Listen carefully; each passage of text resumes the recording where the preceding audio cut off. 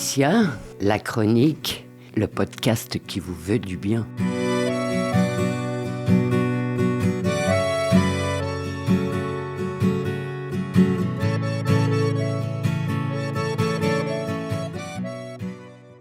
Bonjour, auditeurs et auditrices de RLP, ma radio préférée. Aujourd'hui, jeudi 20 février, il fait un temps printanier, ouais, c'est la rime, mais je ne sais pas s'il faut vraiment s'en réjouir. Bref, je suis accompagnée aujourd'hui à la technique par Emma, et cette nouvelle chronique s'appelle Hippocrate ou Hypocrite. Cette nouvelle chronique pour dire du bien, mais pas que, sur le monde médical. Et oh là là, il y a tellement à dire. Si vous avez déjà écouté mes chroniques, il ne vous aura pas échappé que j'étais infirmière avant d'être à la retraite. À la retraite, mais pas en retrait.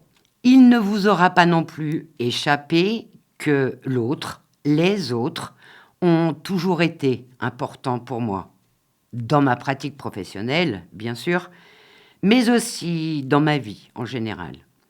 L'écoute, la tolérance, le respect de la dignité, de l'environnement, font de moi quelqu'un de profondément humain. Ces qualités, mises au service du plus grand nombre, m'ont permis d'exercer un des plus beaux métiers, infirmière. Infirmière, je le suis devenue après avoir connu celui d'agent hospitalier, puis aide-soignante. Une évolution plus que normale et naturelle pour moi. Du balai à la toilette et de la toilette à la perfusion, face à moi, face à nous, toujours des êtres humains. Des patients, comme on les appelle. Et il en faut de la patience quand le corps se met à déconner et que l'on se retrouve dans un cabinet médical pour une consultation ou pire, dans un lit d'hôpital. Des patients, donc, j'en ai vu des milliers pendant ces 37 années de vie hospitalière. Et avec eux, j'ai essayé d'être la plus humaine, la plus compréhensible, la plus respectueuse possible. Autant faire se peut. Il y a eu, au cours de ces années, des moments où je ne l'ai pas toujours été à la hauteur, et ce pour de multiples raisons, notamment la surcharge de travail, la fatigue donc, les dysfonctionnements institutionnels, et ils étaient nombreux, les dysfonctionnements d'équipe. Bref, encore aujourd'hui, je fais mon mea culpa de n'avoir pas toujours su rester pro. Mais jamais je n'ai été dans le jugement de valeur, l'humiliation, l'irrespect, le mépris. Le milieu hospitalier est un milieu hyper organisé avec deux pôles distincts. Les soignants et son management autoritaire et les médecins. Ces deux pôles sont eux aussi hiérarchisés, ce qui engendre des égalités au sein d'une même fonction ou de l'infériorité par rapport à d'autres, tout cela sur fond d'égocentrisme. Et je dois dire que des égos surdimensionnés, j'en ai croisé bon nombre au cours de ma carrière et que ceux-ci n'ont pas toujours été de bons soignants.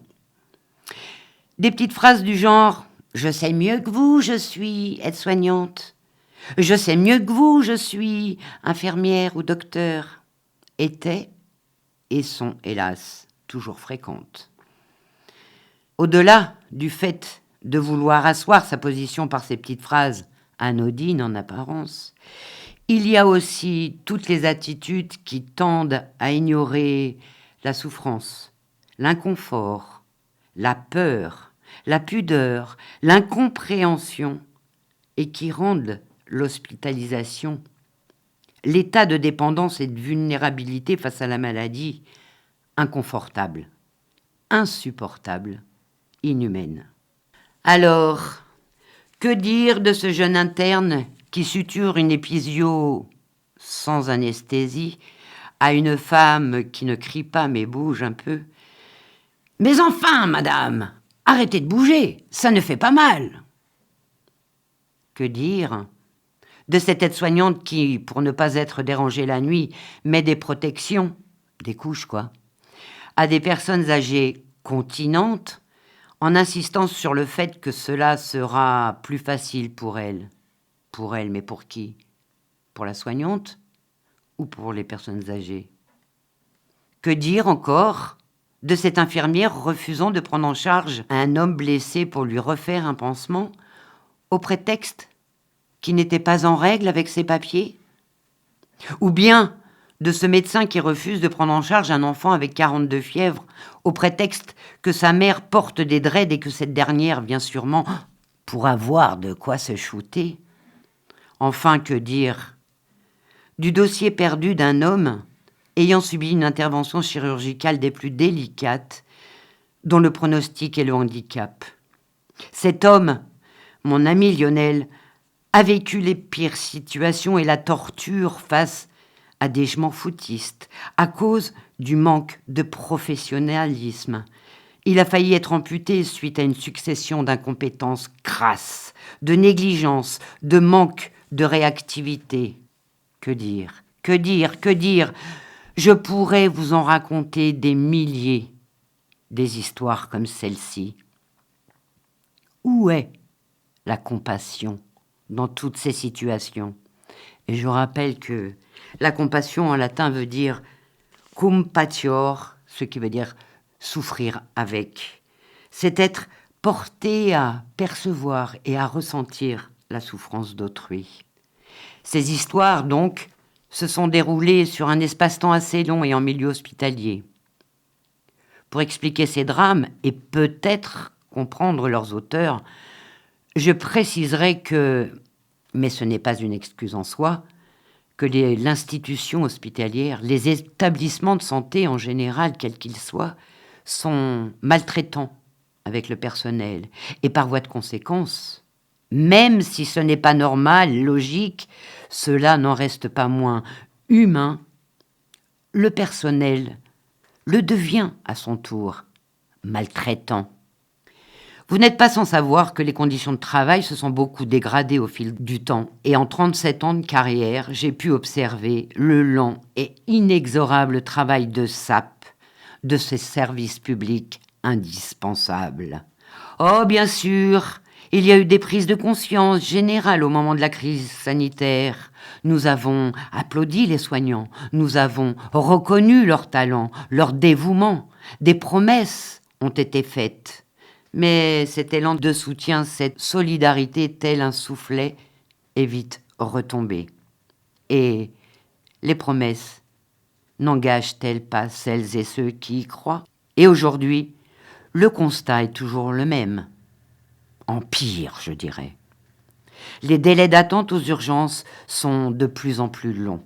C'est la galère ensuite pour trouver un lit. Les soignants sont sous pression, les chefs de service alertent et rien. Rien. Ou encore des promesses. Toujours des promesses qui ne seront, une fois de plus, pas tenues. Tiens, une anecdote récente. Une amie à moi se rend aux urgences. Elle souffre, le martyr, d'une torsion ovarienne.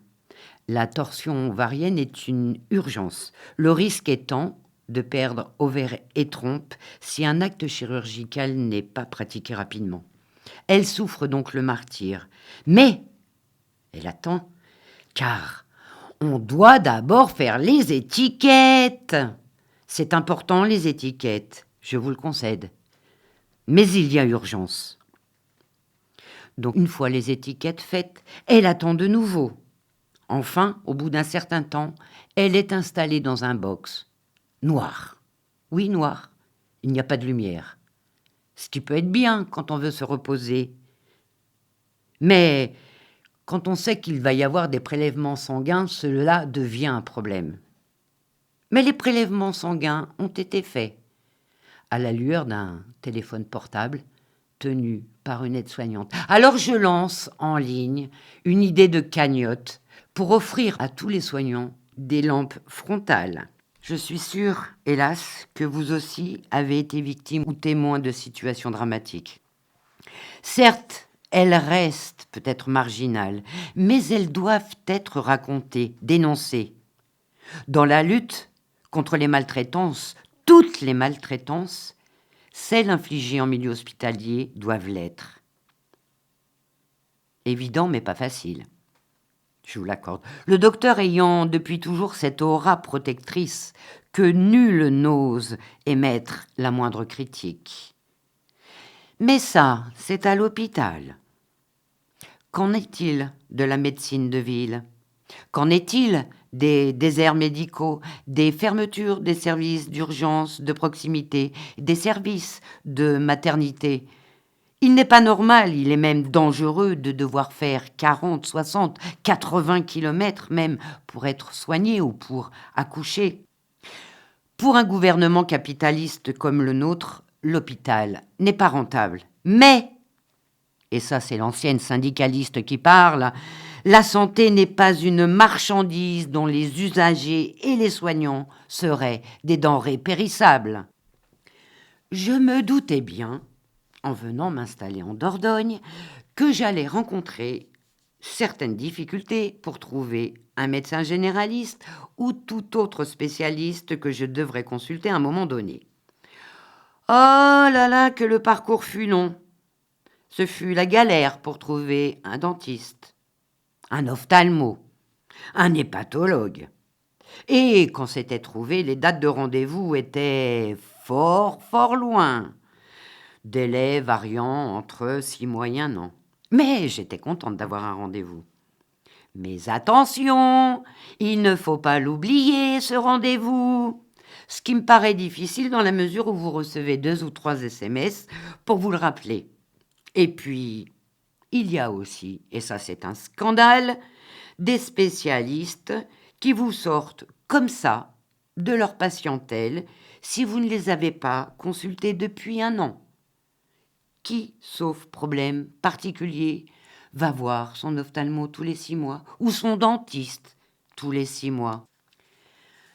Que dire aussi des divers généralistes rencontrés? 4 en 5 ans. Sacrée performance, n'est-ce pas?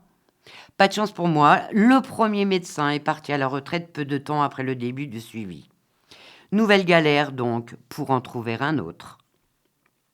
Alors si vous n'êtes pas trop exigeant sur les qualités humaines attendues, et le temps et le professionnalisme consacré à votre prise en charge, cela peut aller.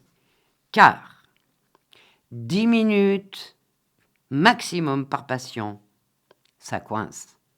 Le minimum de civilisé comme le bonjour disparaît au profit de carte vitale, s'il vous plaît. Ça coince.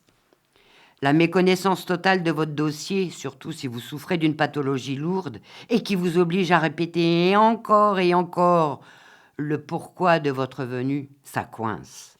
Rappelez votre traitement, ça coince.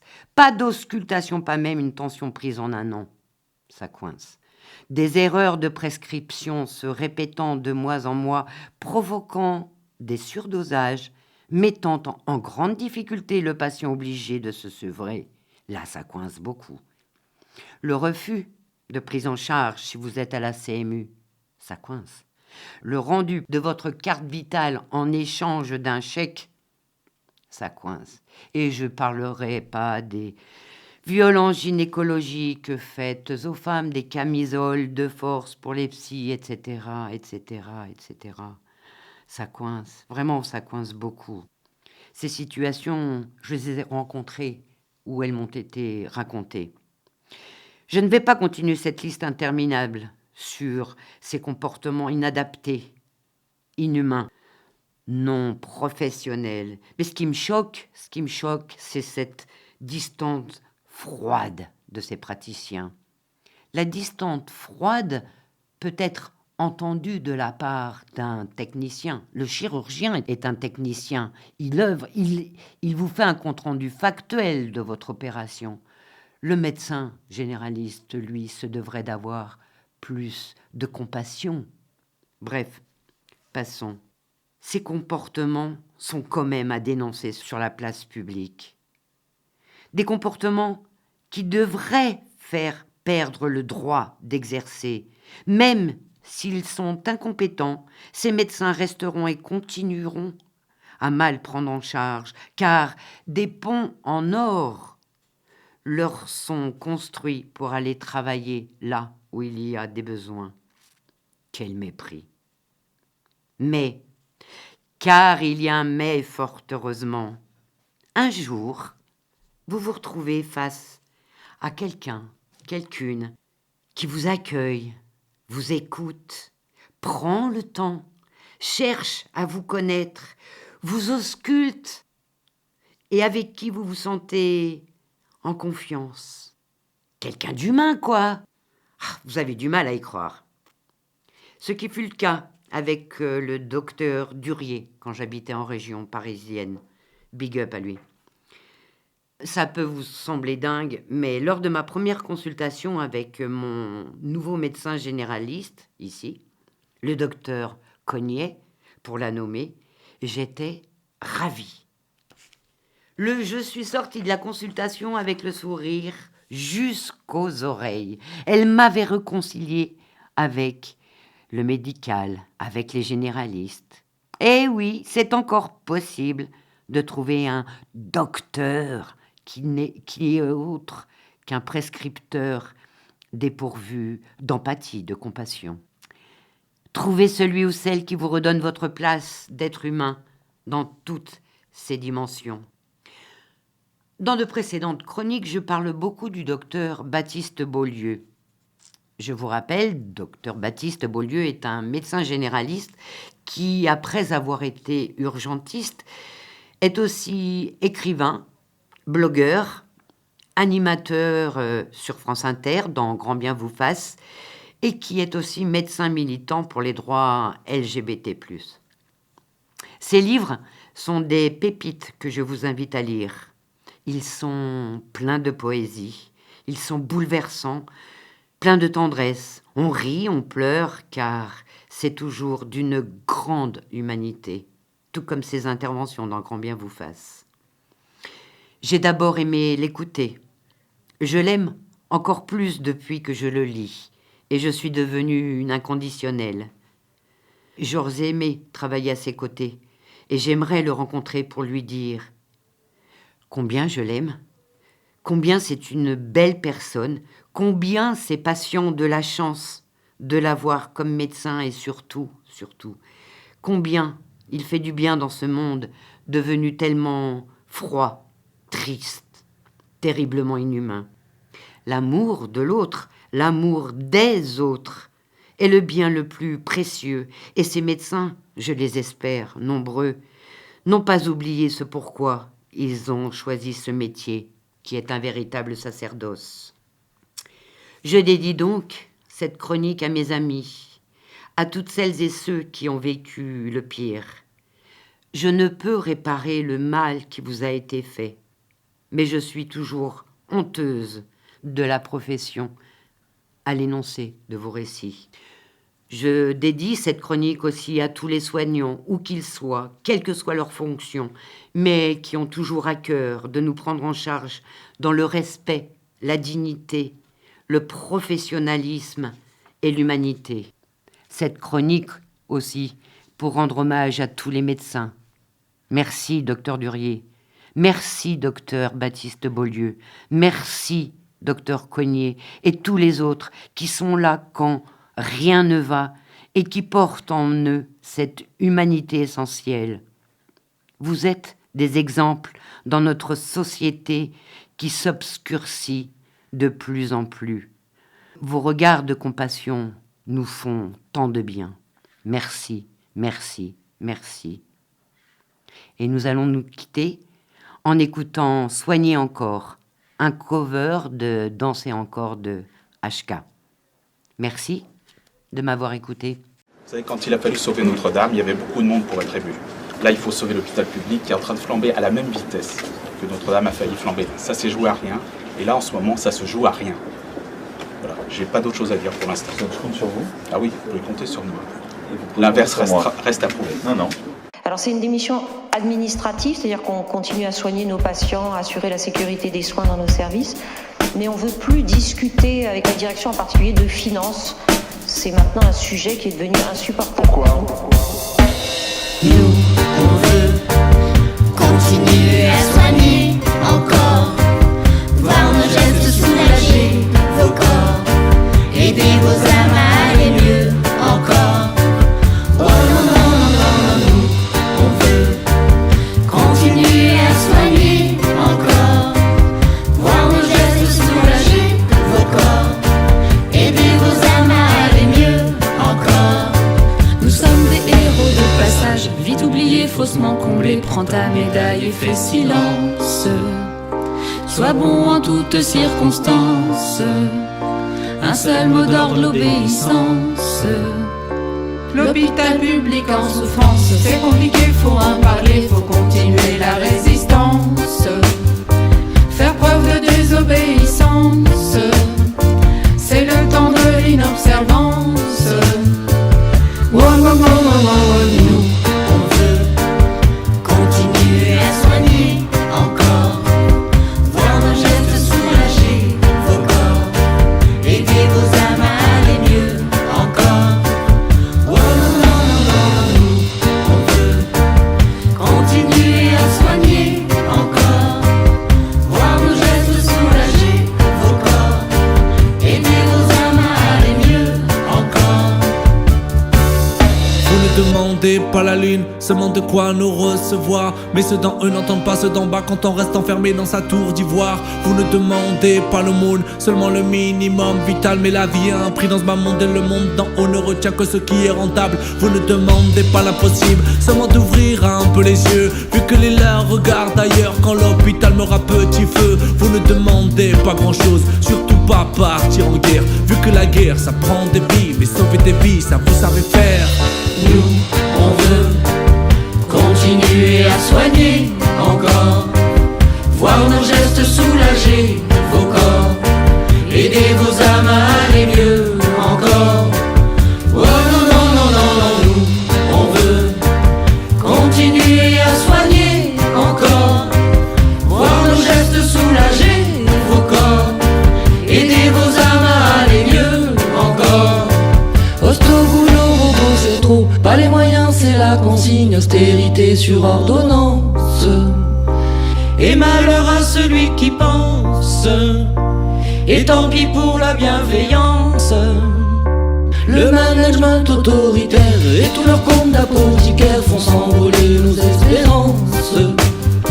Ils font preuve de tant d'indécence, mais n'auront pas notre conscience. Oh non, non, non, non, non, nous, on veut continuer à soigner encore, voir nos gestes soulager vos corps, aider vos âmes à aller mieux encore. Oh non, non, non, non, nous, on veut continuer à soigner encore, voir nos gestes soulager vos corps, aider vos âmes à aller mieux encore. Essentiel, mot a priori banal, se définit dans le Petit Larousse, page 430 comme essentiel, absolument nécessaire. Santé et culture se rejoignent sur l'essentiel.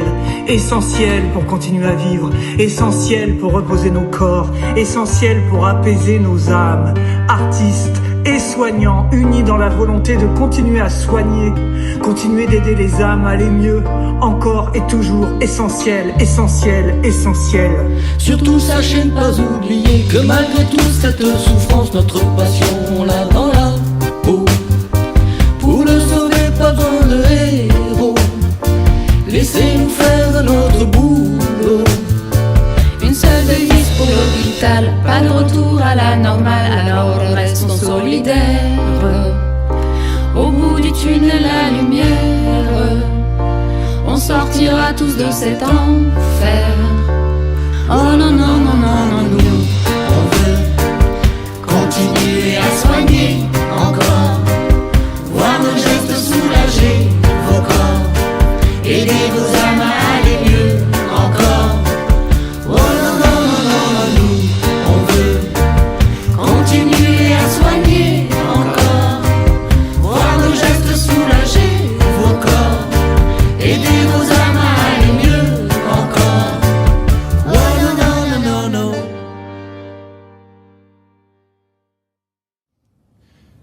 Nos soignants qui se battent aujourd'hui pour sauver des vies se sont hier battus, souvent pour sauver l'hôpital, notre médecine. Beaucoup a été fait, sans doute pas suffisamment vite, pas suffisamment fort. L'engagement que je prends ce soir, pour eux et pour la nation tout entière, c'est qu'à l'issue de cette crise, un plan massif d'investissement et de revalorisation de l'ensemble des carrières sera construit pour notre hôpital. C'est ce que nous leur devons, c'est ce que nous devons à la nation. Mais oui, c'est ça. On fait le même boulot. Soigner les corps, soigner les cœurs, prendre soin de nous. On veut continuer à soigner encore. Je connais pas encore les paroles, mais je vais les apprendre. On lâche rien.